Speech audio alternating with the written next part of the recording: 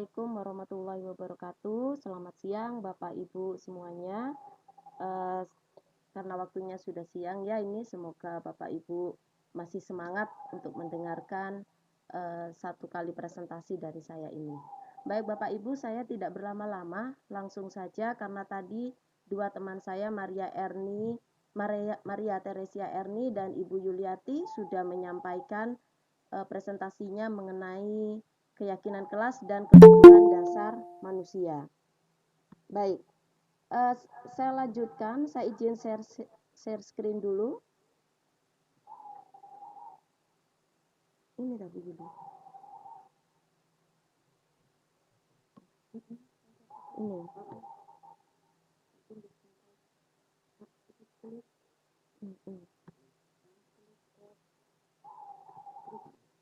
Nah, baik, Bapak Ibu sudah kelihatan ya. Baik Bapak Ibu, tadi Ibu Erni pada sesi Bu Erni sempat ada pertanyaan mengenai restitusi ya.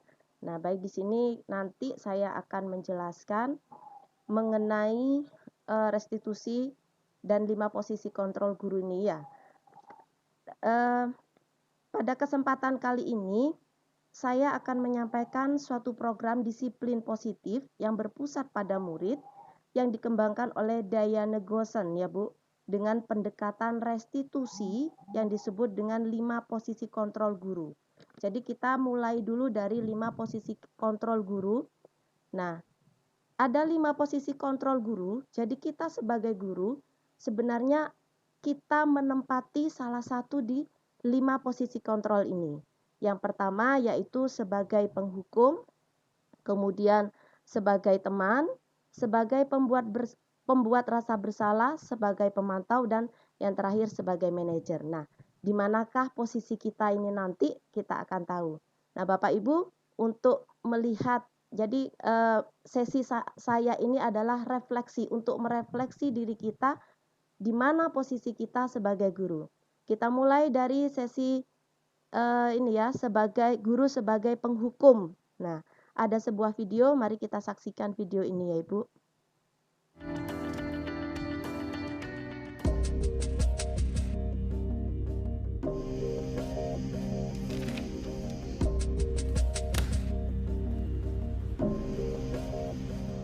Naren! Sini kamu! Selamat pagi, Bu. Selalu terlambat. Kamu deh, pasti terlambat. Maaf, Bu. Saya... Apa? Apa coba? Alasan kamu apa lagi? Kapan sih kamu tidak terlambat? Malas sekali ya kamu jadi anak. Saya... Dasar pemalas. Gak kapok-kapok sih kamu. Sudah berapa kali terlambat? Sana, kamu keliling lapangan basket 2 kali. Kenapa saya harus keliling lapangan basket, Bu? Kenapa? Kamu mau lawan ibu? Berani-beraninya jawab. Sudah terlambat, masih berani jawab pula. Sekarang, keliling lapangan basket 5 kali sekalian. Biar kapok. Cepat, pergi sana ke lapangan basket. Ya, baik. Guru sebagai, yang pertama adalah guru sebagai penghukum. Nah, Bapak Ibu guru, mari kita merefleksikan guru seperti apakah kita. Biasanya guru sebagai penghukum itu biasanya menggunakan hukuman fisik maupun verbal. Jadi ada karakteristiknya, biasanya guru ini dengan bersuara lantang, kemudian mata melotot untuk memarahi siswa, kemudian memberikan hukuman secara fisik. Nah, ataupun secara verbal. Nah, kita kira-kira apakah kita sebagai guru seperti itu. Nah, kemudian apa hasil yang diperoleh oleh siswa apabila kita menempati posisi sebagai penghukum? Nah, hasilnya kemungkinan murid ini akan marah dan mendendam atau bersifat agresif. Bisa saja nanti begitu Bapak Ibu guru pulang sekolah, sepeda sudah ada yang coret-coret, nah ya, atau ada yang merusak barangnya, nah atau mungkin marah di luar menghadang Bapak Ibu guru. Nah, ini akibat dari seorang guru yang sebagai penghukum. Nah, mudah-mudahan kita tidak sebagai guru penghukum ya Bapak Ibu ya. Nah, posisi kontrol yang kedua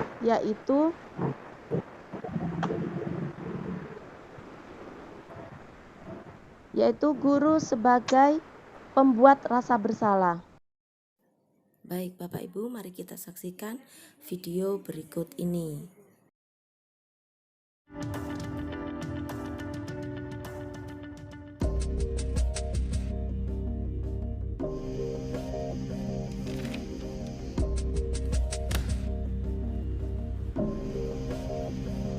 Naren!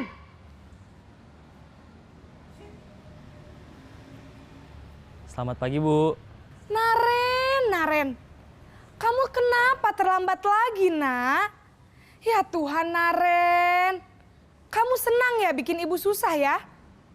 Kalau kamu terlambat lagi, nanti ibu yang ditegur bapak kepala sekolah, Nak. Disangka ibu tidak bisa membina kamu. Duh, gimana ini? Maaf, Bu.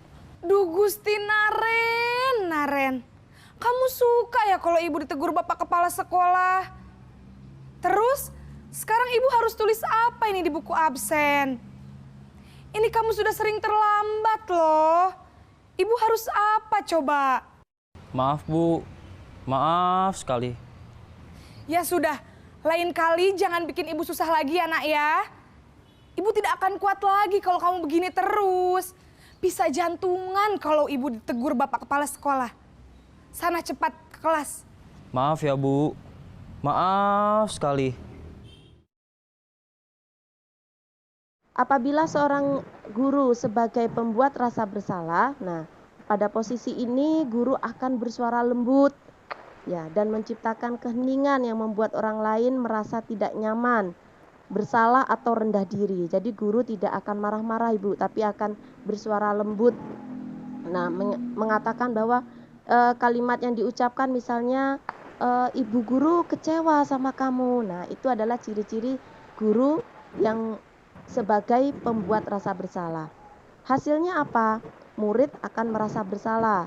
Murid akan merasa menjadi orang yang gagal. Nah, sikap seperti ini lebih berbahaya daripada sebagai penghukum, karena bisa jadi jika murid ini menyimpan rasa bersalahnya, dia merasa menjadi orang yang gagal, kemudian bisa terjadi seperti kasus bunuh diri dan lain-lain itu Bu ya. Nah, apakah kita ada yang sebagai pembuat rasa bersalah Bapak Ibu? Semoga tidak ada ya Bapak Ibu ya. Nah, kita lanjutkan. Posisi yang ketiga yaitu sebagai teman. Nah, posisi ini juga sebenarnya kurang bagus ya, tidak pas untuk seorang guru. Pada posisi sebagai teman, biasanya guru ini tidak akan menyakiti murid ya, tetapi dia akan tetap berupaya mengontrol murid melalui kalimat-kalimat persuasi. Misalnya, ayolah kerjakan, ayolah please. Nah, kalimat-kalimat bujukan. Nah, posisi teman pada guru ini bisa negatif ataupun positif. Positifnya, guru bisa dekat dengan murid sehingga murid itu bisa meluapkan apapun yang dia rasakan terhadap pembelajaran gitu ya. Tetapi negatifnya, nanti murid akan merasa tergantung pada guru. Jadi dia merasa bisa mengandalkan guru untuk membantunya. Contoh misalnya ada tugas, pasti dia akan merasa tenang aja. Nanti ada Bu Lina atau Bu siapa yang akan membantu. Nah, itu kelemahan dari guru sebagai teman. Nah, berikutnya guru sebagai pemantau. Nah, pada posisi ini guru akan bertanggung jawab atas perilaku orang-orang yang diawasi. Jadi ibu guru ini benar-benar mengawasi. Tugasmu sudah diselesaikan Pak belum? Ayo, jangan istirahat dulu. Selesaikan dulu tugasmu. Nah, biasanya seperti itu. Hasilnya, murid tetap merasa tidak nyaman karena merasa dipantau dan diawasi atas tugas-tugas mereka. Jadi mereka mengerjakan tugas tersebut tidak berdasarkan keinginan mereka atau tidak muncul dari internal mereka. Seperti itu. Motivasinya bukan motivasi internal. Seperti itu, Bu. Nah, posisi yang terakhir yaitu guru sebagai manajer. Nah, pada posisi inilah yang diharapkan nanti Bapak Ibu guru semuanya bisa menjadi guru sebagai manajer. Posisi di mana guru berbuat sesuatu bersama dengan murid, mempersilahkan murid mempertanggungjawabkan perilakunya, kemudian mendukung murid agar dapat menemukan solusi atas permasalahannya sendiri. Nah, hasilnya murid akan merasa bertanggung jawab terhadap perilaku mereka, kemudian murid akan belajar menemukan sendiri konsekuensi atas perilaku mereka. Nah, Bapak Ibu guru, saya harap kita semua termasuk guru yang berada di posisi kontrol sebagai manajer. Nah, lalu bagaimana Ibu hubungannya dengan restitusi? Nah, Bapak Ibu guru, posisi-posisi ini, kelima posisi kontrol ini adalah bagaimana sikap seorang guru untuk mengontrol perilaku siswa. Nah, Diana Gossen juga menyelipkan ada prinsip-prinsip utama dari teori kontrol. Ya, bagaimana kita mengontrol perilaku siswa tadi? Yang pertama yaitu menstabilkan identitas, kemudian validasi tindakan yang salah, dan yang ketiga adalah menanyakan keyakinan. Nah, ketiga prinsip utama ini dikenal dengan segitiga restitusi. Nah, restitusi itu apa sih sebenarnya ya?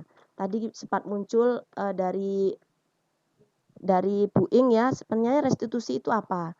Restitusi itu adalah tindakan yang dilakukan untuk menyelesaikan permasalahan tanpa membuat anak merasa bersalah, tapi menggiring anak untuk menyelesaikan permasalahan dan masalahnya sendiri.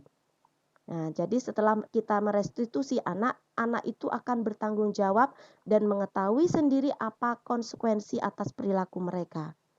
Nah, apa yang kita lakukan Bu pada tahapan ini?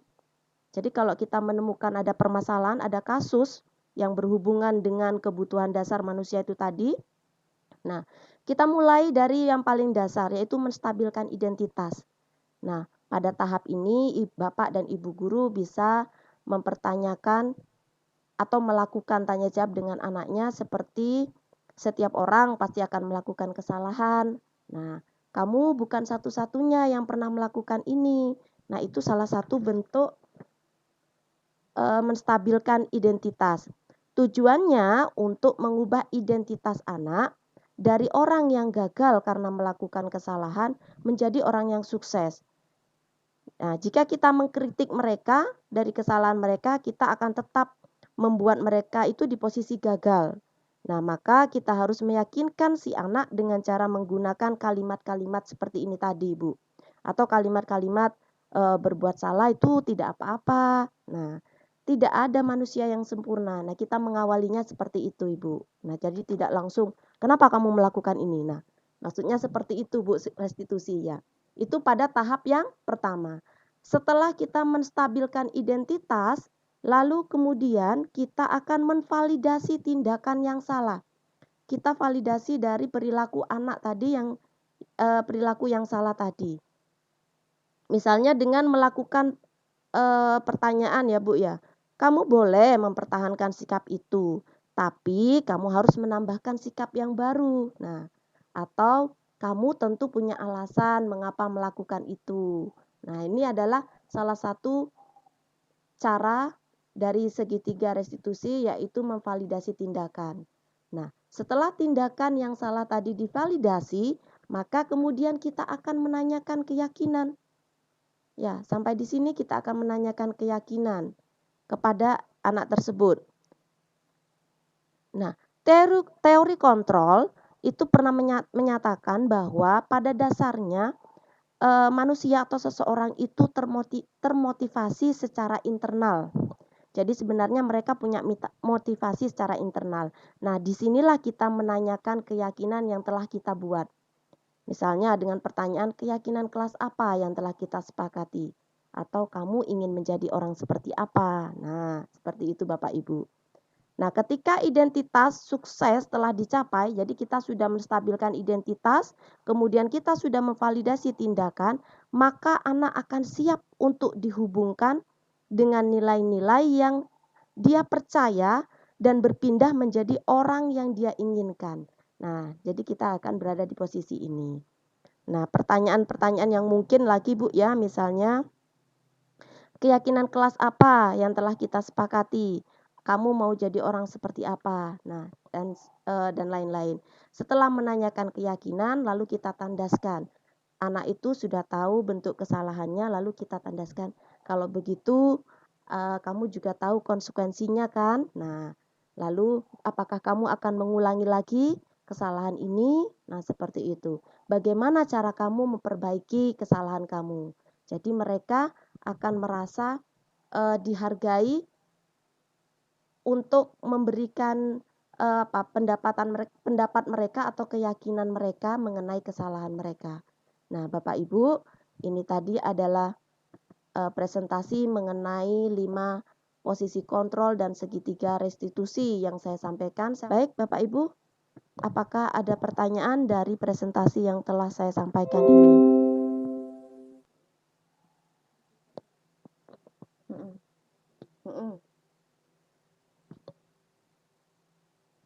Baik, di sini sudah ada Ibu Yuliati. Monggo kepada Ibu Yuli. Oke, terima kasih Bu Lina waktunya. Saya ini di kelas itu punya siswa yang sering kali datang terlambat. Nah, kalau untuk segitiga restitusi ini, bagaimana cara menyelesaikannya? Kan biasanya kami di sekolah, anak yang datang terlambat itu disuruh menulis alasannya, baru mereka bisa masuk ke kelas. Nah, apakah cara itu sudah termasuk restitusi atau bagaimana kalau kita melakukan restitusi untuk kesalahan anak yang seperti itu? Terima kasih, Bu Lina. Ya, baik Ibu Yuliati, terima kasih sekali. Oke. Kasus untuk anak terlambat sekolah itu mungkin sudah banyak ya yang terjadi, sering terjadi. Dari sekolah kita yang sudah dilakukan, saya rasa itu sudah cukup benar. Nanti restitusi, ya kita tetap melakukan restitusi, tetapi restitusi itu lebih baik dilakukan oleh guru kelasnya. Jadi setelah anak itu mendapat catatan untuk masuk kelas, kemudian ibu guru kelas melakukan restitusi. Sampaikan mengapa, menanyakan alasan mulai dari segitiga restitusi tadi Bu, dari menstabilkan identitas, kemudian validasi tindakan dan menanyakan keyakinan. Saya rasa nanti anak-anak bisa kalau kita giring dengan pertanyaan-pertanyaan seperti itu, anak-anak akan mampu menjawab dan merefleksi tindakan mereka sendiri, kemudian melakukan perbaikan sendiri kepada perilaku mereka. Jadi Bu Yuli bisa menanyakan dulu alasan mengapa anak tersebut terlambat. Kemudian dari alasan itu kita tanya apa keyakinan kelas yang telah kita buat. Lalu kemudian Bu Yuli bisa menambahkan juga, jika begitu bagaimana perbaikan yang akan kamu lakukan, misalnya seperti itu. Biasanya anak-anak akan menjawab, baik Bu, saya akan membuat menyetel alarm saat pagi, atau kadang kalau ada yang terlambat karena tidur larut malam, mereka akan membuat perjanjian untuk tidak tidur larut malam. Seperti itu Bu Yuli. Oke, terima kasih Bu Lina. Semoga jawaban Bu Lina bisa merubah tindakan kita ke anak jika anak-anak yang ada di sekolah kita melakukan sebuah perilaku negatif. Terima kasih Bu Lina. Baik Bu Yuli. Baik Bapak Ibu, mungkin ada yang mau bertanya kembali? Saya Bu Lina. Ya, baik Bu Maria, monggo. Untuk mempertajam pemahaman, monggo kami diberi pencerahan lagi untuk penajaman pemahaman ya. Misalnya hari ini ada kelas 4A dengan masalah anak tersebut mau memalak pada adik kelasnya. Nah, langkah-langkah restitusinya bagaimana? Terima kasih.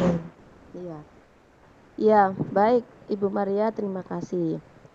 Sesuai dengan tahapan segitiga restitusi tadi, Ibu, kita yang pertama adalah memvalidasi atas tindakan tersebut. Ya, bukan, maksud saya menstabilkan identitasnya dulu, Bu, ya. Misalnya bertanya dengan mengatakan, tidak ada manusia yang sempurna, misalnya ya. Ibu guru juga pernah melakukan kesalahan. Tetapi kenapa, berikan saya alasan. Nah, itu kita sudah masuk ke validasi tindakan.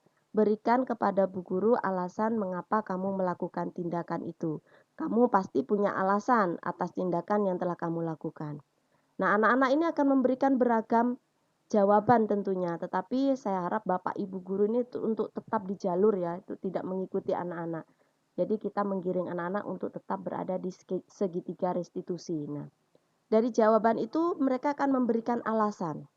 Nah, dari situ kita kan tahu, Bu, kebutuhan dasar apa yang dia butuhkan. Ya. Jadi misalkan seperti kebutuhan dasar yang pertama tadi apa, Bu? Coba Bapak Ibu masih ingat tadi yang disampaikan oleh Ibu Erni, kebutuhan dasar? Dari 5 kebutuhan dasar apa saja yang pertama? Baik, Ibu. Kebutuhan dasar apa, Ibu? Yang pertama adalah pemenuhan. Iya, maaf Ibu, ini tekniknya masih mendengung. Oke. Kebutuhan dasar yang harus dipenuhi oleh anak-anak kita, juga diri kita, yaitu bertahan hidup. Nah, kemungkinan yang mereka sampaikan nanti adalah kebutuhan dasar bertahan hidup. Karena itu kan memalak tadi, Bu, ya. Jadi anak-anak itu ingin membeli jajan atau dia kebutuhan hidupnya tidak terpenuhi karena tidak diberi uang saku oleh orang tuanya atau uang sakunya habis, misalnya seperti itu. Nah, dari sini kita kemudian langsung arahkan juga ke keyakinan yang kita buat. Sebelumnya karena kita membuat keyakinan, karena misalnya kamu masih ingat tidak dengan keyakinan kelas kita? Tidak mengganggu orang lain atau menghargai orang lain. Nah, atau kalau kita tidak membuat keyakinan kelas, kita bisa sampaikan, kamu mau jadi orang seperti apa? Nah, dari sini kemudian kita tandaskan kalau misalnya dia pasti menyampaikan, saya ingin jadi orang yang baik, Bu. Nah, ini peran kita supaya terus menandaskan dari keinginan anak ini. Ya, jadi cita-cita hidup anak ini kita tandaskan. Nah, setelah itu baru kita mulai dengan cara-cara untuk supaya anak itu tahu konsekuensi dan memperbaiki dirinya sendiri. Baik, misalnya kira-kira kalau dari tindakan kamu ini apakah merugikan orang lain, misalnya seperti itu. Nah, kalau orang lain rugi, kira-kira kamu mau memperbaiki diri apa tidak? Nah, dari sini nanti akan muncul jawaban dari anak itu sendiri. Nah, dengan begitu anak akan merasa bertanggung jawab. Apa yang akan kamu lakukan misalnya ya setelah kamu tahu bahwa perbuatan ini adalah perbuatan yang kurang tepat, seperti itu, Bu. Nanti mereka akan menyampaikan sendiri bentuk tanggung jawab mereka, apa yang akan mereka lakukan. Baik, dari saya seperti itu, Bu Maria. Iya, Bu Nina, terima kasih. Jelas sekali. Tinggal nanti kita. Baik, yang lain apakah masih ada pertanyaan Bapak Ibu guru?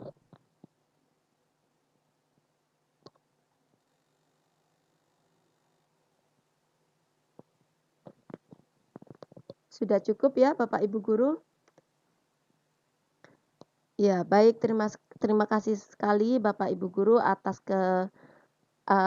kesempatannya pada hari ini sudah mendengarkan presentasi kami. Kami ucapkan terima kasih banyak dan saya kembalikan kepada Ibu Yuliati.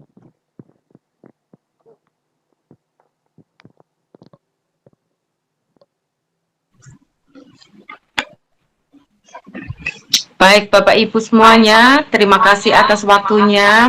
Mohon maaf tidak sesuai janji ya, janji kita jam 10 sampai 11 tapi sudah jam 12 lebih, hampir 2,5 jam. Terima kasih Bu Maria atas izinnya teman-teman semuanya. Semoga apa yang kita sampaikan ke teman-teman bisa bermanfaat dan bisa diterapkan di sekolah kita sehingga budaya positif yang kita harapkan bisa diterapkan ke anak-anak. Terima kasih.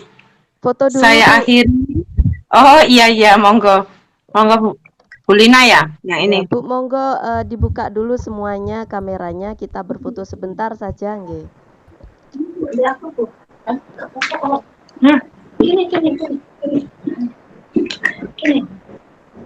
Baik. Oke, Bu Husnul.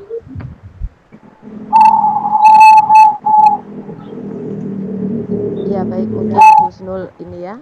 Kita langsung aja. Ibu berikan senyuman yang terbaik ya, Bu. 1, 2, 3.